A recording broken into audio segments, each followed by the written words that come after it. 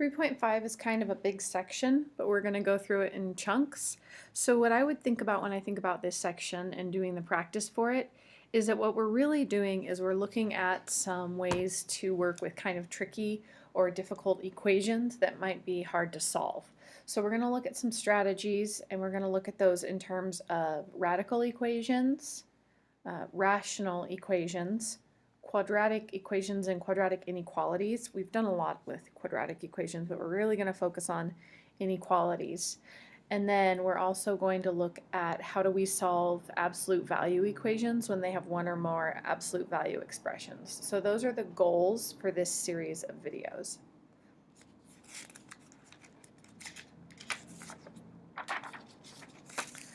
So, part A.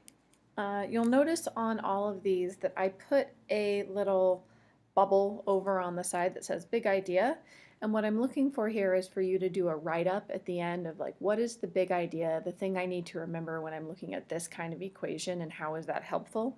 So I want to make sure that you're filling this part out after you go through the examples with me, as well as listen and take extra notes on these.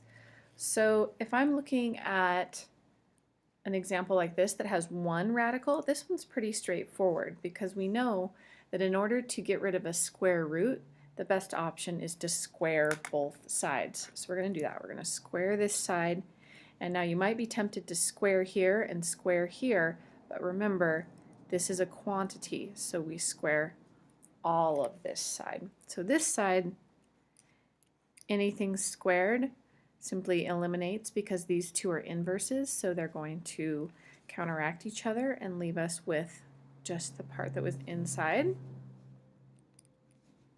And then here we're going to get 4x squared plus 4x plus 1. Remember our perfect square rules. If you're not feeling comfortable with that, you need to do a bunch of these for practice. We're going to shift everything to this side, because once it's a quadratic, we know the easiest way to solve these. We're going to eliminate positive 3x and negative 3x, leaving us with 1x, and then eliminate adding 6 with subtracting 6, giving us negative 5.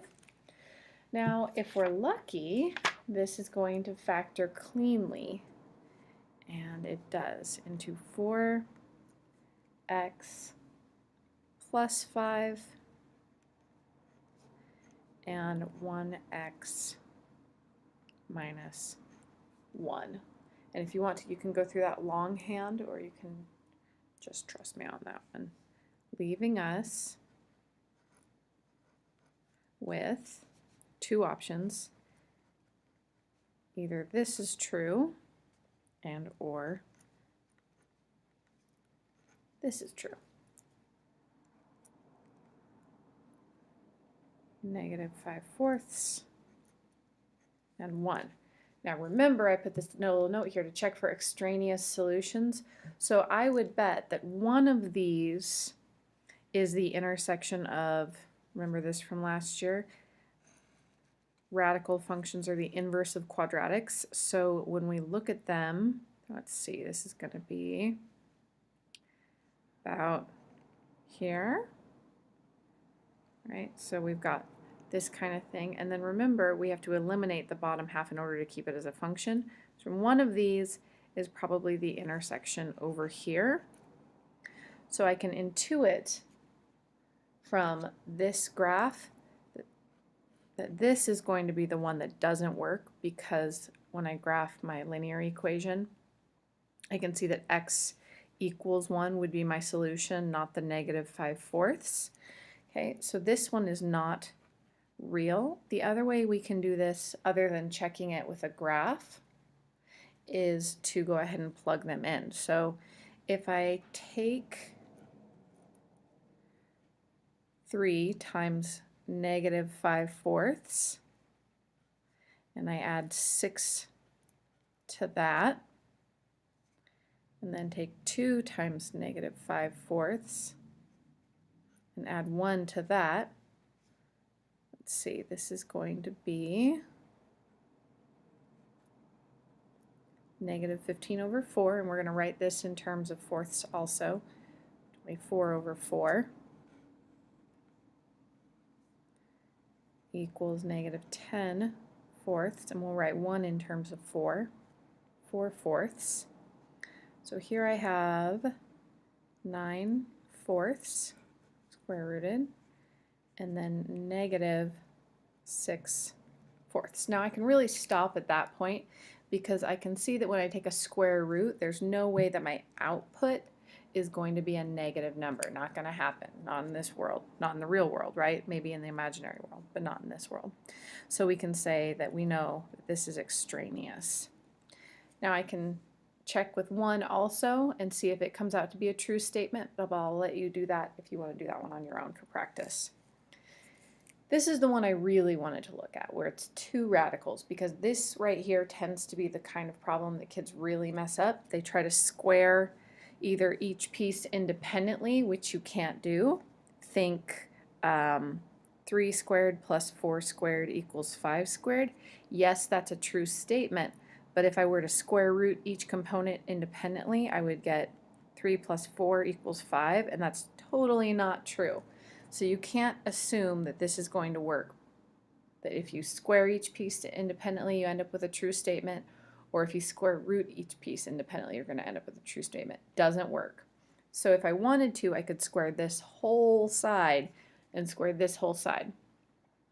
But what's going to happen there is I'll get a squared plus 2ab plus, this is a and this is b, minus, I would end up with a squared minus 2ab plus b squared, and that would leave us with radical components right there, and we don't want radicals. We want to eliminate our radicals, so we're not going to do that. Instead, we're going to put 1 radical on one side and the other radical on the other side so that we can deal with these components separately when we square. So I'm going to move this one to the other side by adding its opposite. Now I'm going to square. I'm still going to end up with those radical components on this side, but at least I'll be better on this side. It'll be working a little bit easier for me. I'm going to refocus for us here. Okay, so this is going to become, square both sides, 2x minus 3, so yay. This term right here becomes x plus 7, because the square root of x plus 7 squared is x plus 7. And then this end term, think back to this guy right here, will become plus 4.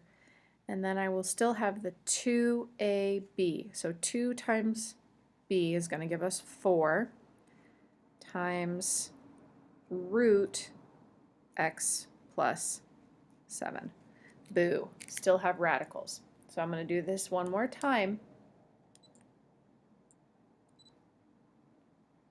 If I can get it to